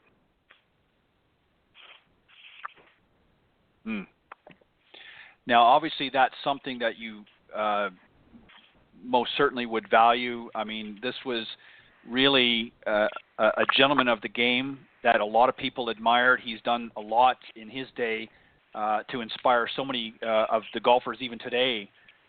We still talk about Ben Hogan and the great player that he was, and obviously the gentleman that he was. So obviously that carries a very special meaning for somebody in Ben Hogan's position to answer, because that's something that a lot of people may not do. But Ben Hogan, as you said, was certainly a true gentleman, and he wrote back, and that was great of him to do so. And obviously that's something that meant a lot to you. Ted, in my rehab, I have reached out to people. I have written letters. I've written many, many emails to people that I was friends with. They don't respond. Ben Hogan, in my opinion, the greatest golfer of all time, he responded. That's amazing. Well, that's what I'm saying. That's a testament to his character and the type of person he was. And another golfer that comes to mind that was very much like that was, of course, the late Arnold Palmer. Also a gentleman, not only during his play, but even outside of play. He often as well responded to all of the letters that he received, and that was just a great way of connecting with the people that enjoyed and followed his game. And I think that's a great memento that you received, and you're certainly very lucky that to have something like that. What a great memory for you to have. So let me ask you that. No, excuse me. Use the word memory. Getting back to my traumatic brain injury, and we discussed this on the phone. I can remember watching my father hit a golf shot when I was 4 years old. I can remember things that amazed me. 2 years before I was ran over, and like 3 years after I was ran over, it's like somebody just erased a chalkboard. Nothing. Yeah. So when somebody uses the word memory, my brain just, it's like a lightning bolt. Boom. Yeah, and that's just obviously part of the process of the recovery as well. As time goes on, you're going to start to remember more and more. I think, as I said earlier, with so many of the things that you've done, and a lot of people might wonder, the purpose of this story really is really twofold. It's not only just about your personal story, but there's a message that a lot of people can take away from your story, Dennis, and that is this, is no matter what, whether you're out in the golf course or in life in general, you're going to be faced with difficult situations. Golf, and you and I talked about this, golf mimics life in so many ways. You get out on the golf course and you see some trouble, whether it be a fairway bunker or a greenside bunker, or maybe you've got water running down the left or water crossing, creek crossing the fairway, there's going to be difficult challenges along the way. And much like life, you're going to have challenges that you have to overcome. And one of the things that for those listening to the show tonight, I want them to take away from your story is you're not just somebody that has pursued the game of golf. I mean, you've played competitive golf, as I mentioned in the beginning, and you've also played it for fun. But you're someone that has never run away from a challenge. And so for those that are out there that are maybe struggling with their golf game, Dennis, what advice would you like to give them on not giving up? What would you say to them? On not giving up. Okay. One of my favorite words is this. I learned it when I was in high school. Diligence. Just be diligent. Work at it. Work at mastering using the tool. Okay? It's as simple as that. The impact bag will help you. Pounding balls on the range will help you. When I was basically in my heyday trying to qualify for U.S. Open, for some reason, I stopped wearing a golf glove. And I'd be on the range, and I would spend hours on the range. Hours. Several occasions, what happened? My left hand would bleed. Calluses, blisters, blood. You just have to, it's like, here's the really, really unique thing about golf. It's like everything you did in life. I point this out in my DVD. You remember the first time you walked? Oh, yeah, sure. Yep. You took a few steps, you fell on your ass. You're trying to get your mother arms. Yep. What'd you do? You stood up and you walked and you made it to your mother's arms. Now, how in the heck did you figure that out? You just did it. You did it. Yep. Simple as that. Great. Yeah, you're exactly right. It is simple. Dennis, you've had really, and obviously we don't have time to share all the stories, and I want them to obviously be able to get your DVDs. We'll talk about that in a moment. But you've had a very interesting life thus far, certainly filled with some challenges, but interesting nonetheless. What's next for the golf dude in the basement? You talked about on the phone here recently some projects that you want to work on. Maybe you can share a little bit with the listeners tonight. Yeah, sure. Number one, I'm going to get on YouTube, Golf Dude at the Beach.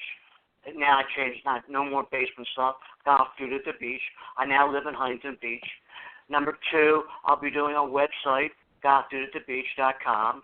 And number three, and this is a big one, I will be creating more DVDs.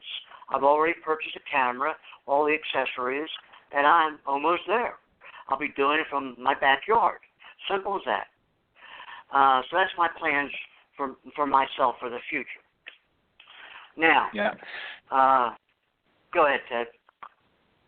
What I was going to say, and the reason why I wanted to ask you that is I wanted to lead in because people are probably wondering that you've mentioned a couple times about the DVDs, and I've mentioned it as well. Basically what Dennis has done in the past, and this is what he's gearing up to do again, is he created a couple of DVDs about his journey and experiences, and obviously entitled Golf Dude in the Basement. Now he's going to take it a step further and call it Golf Dude at the Beach, was sort of the next phase of this. But and obviously we want them to go out and purchase the DVDs because it shares a lot of the stories and that obviously we don't have time to do tonight, but we want them to experience that. So where can they go for right now? Where can they go and get these DVDs? And then once you have your website up, I know you're going to be offering them on the website as well, but where can they go and get these DVDs?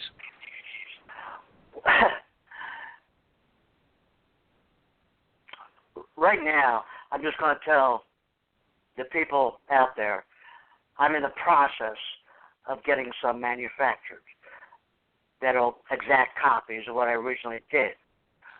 And that'll be done in the next 30 days. Now, when it comes to business, I am a genius. I'm going to find video distributors to get those videos out into the public easy.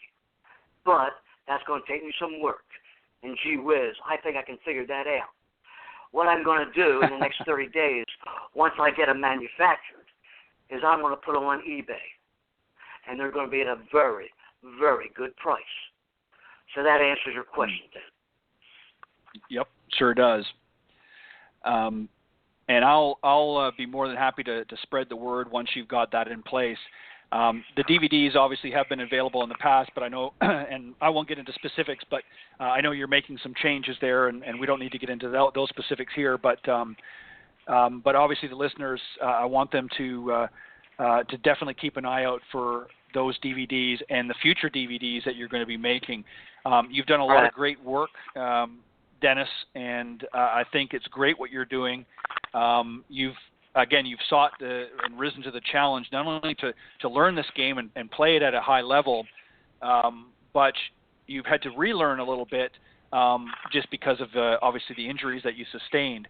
And I like the fact that you've got that that inspiration, if you will, to keep moving forward. And I give you a lot of credit for that.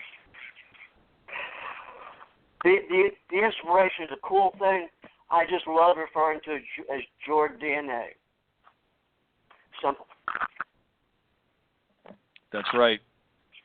I agree. You used the word amazing. What is amazing? There's several special things that have happened, and I want to share them with you and the audience.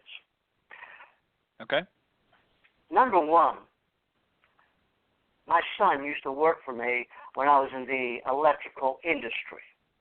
I only hired one salesman, my son. We had 4 people in our company. 4. Our competition had 8, 9, 10, you name it. How did we do? How did my company do? We dominated, just like Mr. Hogan. We dominated. Now, how the heck did I do that? I formed relationships with the people who placed the big orders. Simple. Yep. So, here I go. I get ran over. A doctor tells my son I'm going to die. Jesus Christ saves my life. Go to hospitals, doctors, you name it. One time I slipped into a coma. So, my son, he gets together with a friend, and they move to Houston. And they start an automobile company that works on automobiles, rehabs them, does this, does that. You name it. My son can do that to an automobile. I mean, I don't care. You name it, he can do it. I have read an article written about my son in Super Street magazine. This article is surreal. I mean, it talks about my son, that he has a dream, that he has a goal. Mm-hmm. I read those words, and I said, man, I love this. My son, when it comes to a car, is a genius. A genius. Now, when it comes to business, my son is a very, very intelligent man. Now, I can hear your audience out there now. How the heck does he know that? I trained him. So I know. My son has this great business in Houston, Texas with a buddy of his. Great business. It's flourishing. It's growing. They're nailing it. What's my son do? He told that business to hit the bike. And he came out here to help me. I want to bring it to your attention to all your listeners. You just go to YouTube and you look up Godzilla Nissan. You look for a little episode there that's 2 minutes and 8 seconds long. 2 minutes, 8 seconds. Now, I looked at it yesterday. That episode has been viewed over 725,000 times. There's one man in that, my son. So there you go. Yeah. I'm proud of him. I'm proud of him. Yeah. Yeah, and I know that you had mentioned to me too, Dennis, that he's come back to help you through this difficult time for yourself and had to give up, obviously a lot to do that, but and it's understandable. You're his father, but that just shows, and again, a further testament not only to you as a father and the relationship that you have with your son. Dennis, I want you to keep me posted on all your future endeavors, and I think it's fantastic, and I'm glad that you came tonight and shared the story with my audience. Okay. As I said, Ted, excuse me. I have one more endeavor that I would like to share. It's very important. Okay. About a week ago, I saw where David Faraday lost his son, Shay, to drug abuse. Mm-hmm. And that just caught my eye. It caught my eye. So I wrote David Faraday a letter. I mailed it, I think, this Monday. Mm-hmm. I expressed my sympathy to him, and I just felt his pain and sorrow. I told him a little bit about me and what had happened to me. But the most important part, Ted, is that I have lost a niece about 9 months after I was rattled to drug abuse. Yeah. Before that, I lost a nephew, drug abuse, heroin. Yeah. In 2006, I lost a very good friend, drug abuse. So I wrote David this letter. I'm going to read to you the final paragraph. This is tough, okay. Just bear with me. Yep, go ahead. David, I have been granted a destiny. Like you, I must fight the drug abuse problem. We can actually be a great team. In our cases, there is no need of any further motivation. That is the truth. I am now living in Huntington Beach, California. My door is always open to you and yours. My son-in-law is a Hall of Fame surfer. All surfing lessons on me. I actually have plans to visit Fort Worth in the near future. I need to meet you, shake your hand, and talk to you. David, please get back to me. May God bless you and your family. Sincerely, Dennis F. Jordan. It was a great reach out by you, Dennis. To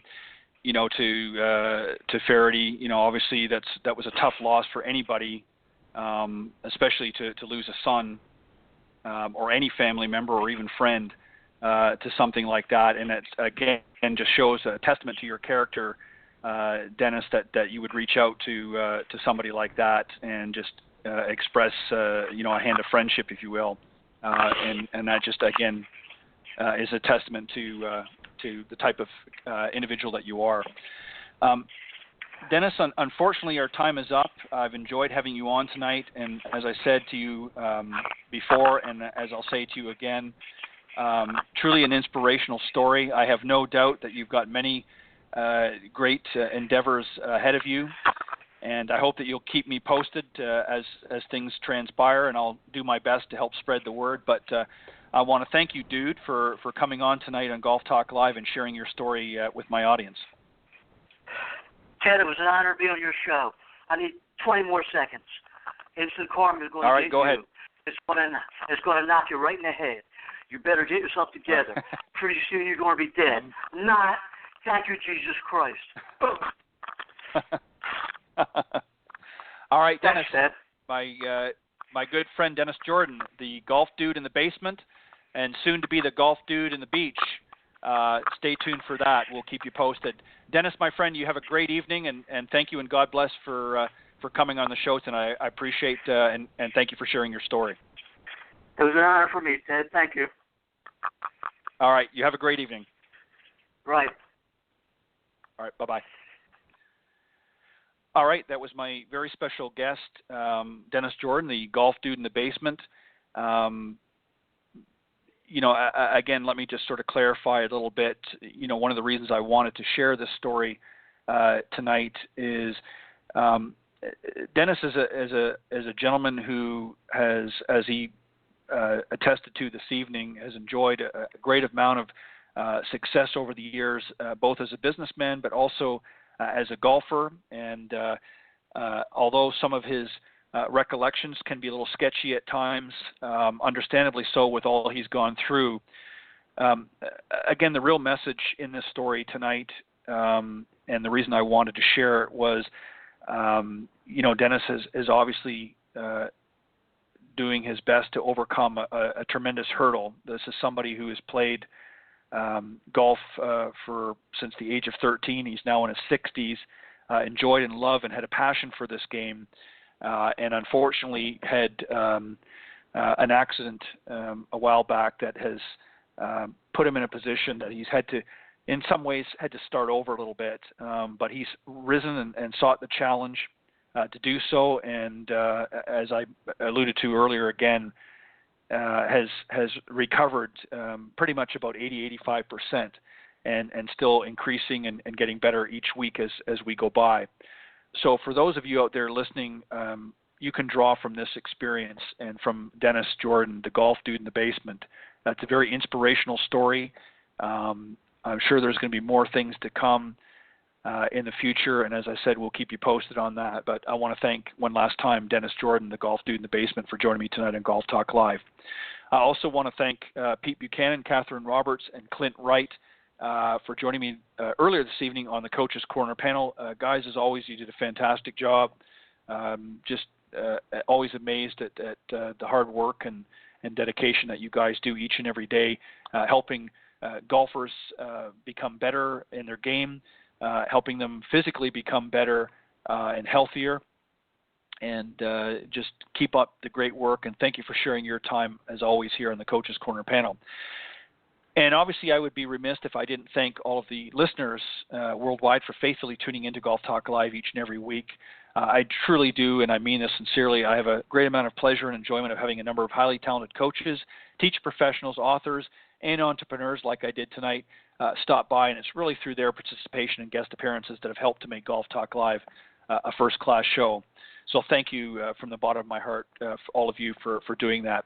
A special thanks to the sponsors and supporters of the program, Mr. Jonathan Laird from South Coast Golf Guide. Thank you, Jonathan, for all of your continued support of the program. If you're interested in getting a copy or you're learning more about South Coast Golf Guide, go to southcoastgolfguide.com.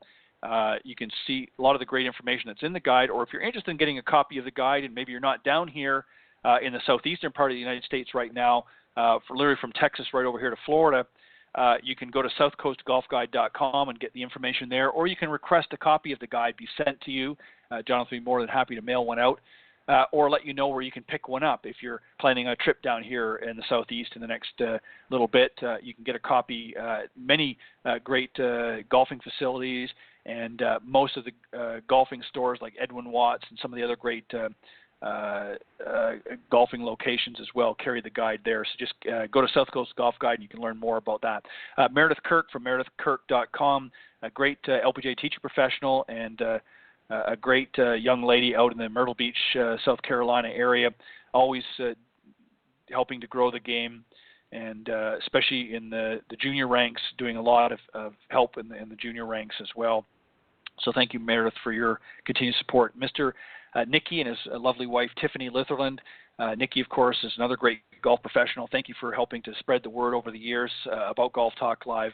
I appreciate your well wishes and your continued support. Mr. Bernie Pinder, of course, from onticgolf.com. Ontic Golf, of course, is a great line of customized putters that Mr. Pinder has created over the years. And if you're interested in learning more, or maybe you want to get your hot little hands on one, I've got one. It's a great putter. Go to onticgolf.com and learn more about the great putting line that he has there. Sean Kelly, of course, the owner of linkedgolfers.com, a great social media platform. Sean, of course, developed the Linked Golfers golf group in LinkedIn, which is a huge social media network for business types. Linked Golfers is the largest golf group there, I think well over 40,000 members worldwide. He has brought that platform out to his own platform, linkedgolfers.com, so make sure you check that out and learn more. Mr. Peter Doyle from Doyle Golf Solutions over in Ireland. Thank you, Peter, for all of your continued support as well. Great teacher professional and great club fitter. Thank you for all of your support over the years. And on that note, I look forward to seeing or having you tune in next week for another great round of Coach's Corner and another interesting and insightful interview. So I hope you'll join me. Have a great weekend, everybody. God bless, and I'll see you next week right here on Golf Talk Live. Thanks.